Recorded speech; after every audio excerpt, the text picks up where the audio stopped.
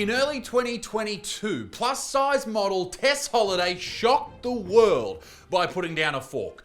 That's unfair. She stunned the globe by finally fitting into some jeans. Okay, that's unfair. She broke the internet by confirming that this lady, is suffering from anorexia. What? Not suffered, suffering. Bro, what are you talking about, man? Anorexia. Yeah, and I've got a full head of hair. Shut up, Tess. For the world to say that all I'm doing is sitting around and eat when I'm starving was horrible, because anybody, any size can starve, and we are just... Yes, brave stuff. Go, Tess. You're amazing, babe. But she's not wrong. Anyone can starve, right? You can be fat and starve. You can be skinny and starve. But some people can starve longer than others. Stay with me on this. There was a man by the name of Augustino Angus Giuseppe A. Barberi. No wonder people called him Angus. He was a Scottish man with a very Scottish sounding name, obviously. Anyway, in the year 1965, he underwent, under medical supervision, may I add, a drastic experiment. He fasted, which is basically the exact same as starving yourself. You just don't eat. He fasted not for an hour, not for 12 hours, not for a particular period, not for a couple of days, but for 382 days, an entire year and some change.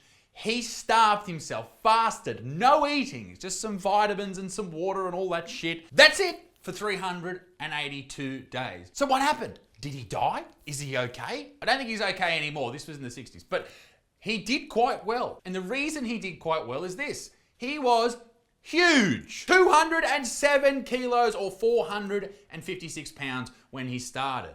Now, he did this for, as I said, over a year. And what did he come down to? 82 kilos or 180 pounds.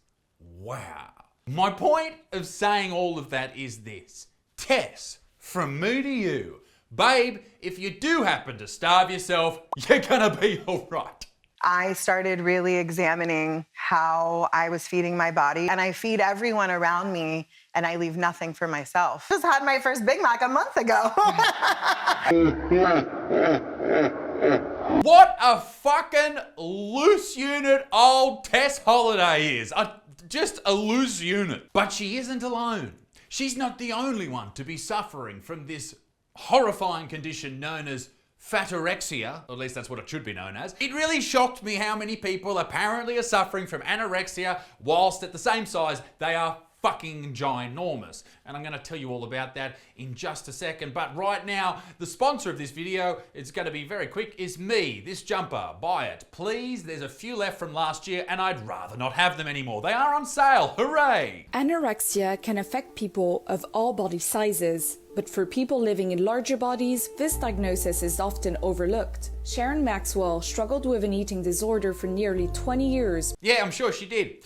Eating too much. That is the eating disorder. Am I the only one that sees this as completely insane? Just so I'm not a complete asshole in this video, let me Google anorexia. Now, what I see here is, other than some hot skeletons, how you doing? Anorexia is characterized by a distorted body image. Well, maybe Tess Holliday and this lady does have anorexia because they believe they look good.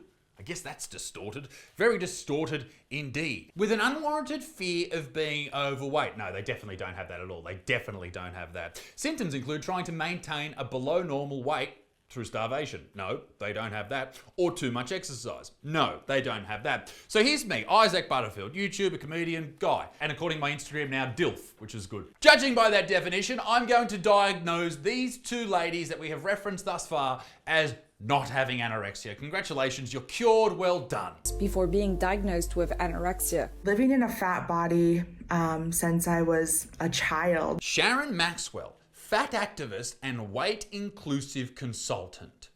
No, Sharon, you may not be a weight consultant when you look like this. I was working as a weight-inclusive consultant. Once again, that's like me moving to Turkey and being a hair trans consultant. No one's gonna take me very seriously. It's getting bad. One more inch and it's gone, I swear. That affects people with a weight within or above the normal range is medically defined as atypical anorexia. I mean, you may as well give it a completely different name, right? Because it's not the thing you're describing at all. It's like not having any cancer in your body whatsoever, no cancer, and saying you have atypical lung cancer. Sure, it's not the typical kind. The typical kind has it, and you don't. So yeah, it's atypical, but it's not the fucking thing, right? It's not even slightly in the wheelhouse of being accurate. You're not anorexic. The title atypical anorexia is simply adding more stigma to those living in higher weight bodies. And it is making it seem as though their eating disorder is not as valid. Sorry, it's just not. All you're doing is grabbing victimhood points of people who are actually suffering. Like, for example, people with actual eating disorders and anorexia. The reality is research is showing us now that atypical anorexia is far more common than what we stereotypically picture and think of the emaciated, thin, young white girl. It's white people's fault for some reason. And I'm sure you're right, it probably is far more common. But everything's far more common when you diagnose everyone with everything. Take ADHD, for example, right? The whole thing where people have problems concentrating amongst a whole range of different symptoms. What was I talking about? Hilarious. You would be mistaken if you spend time on social media thinking that everybody has ADHD because everyone gets diagnosed with it from social media influencers. It's the same with autism. Everyone's got fucking autism now, all right? Particularly you, mate. In reality, all these people are saying is that if an overweight person, I'm talking like a really overweight person, if they skip a meal, if they don't eat lunch, if they decide to, not eat as much that day, that's a form of anorexia. Then I guess I'm anorexic. You're probably anorexic. We're all anorexic. Come on in, look at me ribs. But of course it's not. It's not anorexia. You have eaten too much for too long, and now your body's just going, mate, we have stored so much energy here, we're fucking the size of a blimp. And we're gonna remain that size unless you eat a little bit less every day for the next 20 fucking years. Hey, but maybe I'm wrong. Maybe I'm the piece of shit. Maybe I'm the fat phobe. And you know what I've decided to do? I think I'm gonna create something inspiring for fat people everywhere. I'm gonna make something that could go viral on any one of these fat activists' accounts. Fat is beautiful. Fat is brave, fat is skinny, fat is healthy, but it's also sick. But it's not sick if you don't want it to be sick, but actually it's sick, it's an eating disorder. Please, somebody think of me and somebody love me and wanna fuck. I probably should stop there, I don't know who this lady is.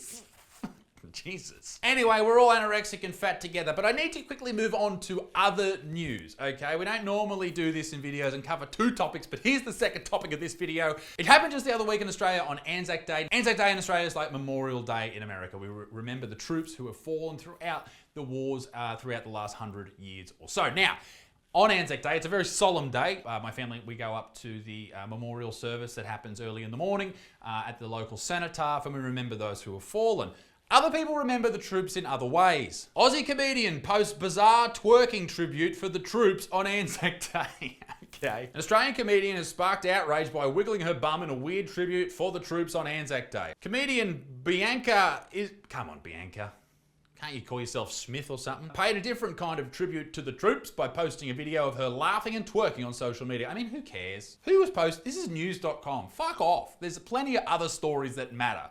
If Bianca wants to shake her asshole, who gives a shit, all right? The worst thing she's ever done, well, she didn't do it, her parents did it, is fucking spell a name with a K. What type of criminal are you? If she wants to fucking dance and twerk on Anzac Day, as if that's not what the troops at Gallipoli fought for as they jumped out of those trenches and ran across no man's lands, I bet they were thinking of Bianca's sweaty fucking asshole. That's what I think. And I know I'm fucking right. They call her the bugler. That dirt box is the bugler. But Bianca's right. I think we should pay tribute sometimes on particular days in different ways. And that's why next year I'm going to be wearing a butt plug for Ramadan. Not to mention, I'll be donning a strap-on for 9/11. Oh, and those children who died in that jumping castle tragedy last year in Tasmania, here's what I'm going to do.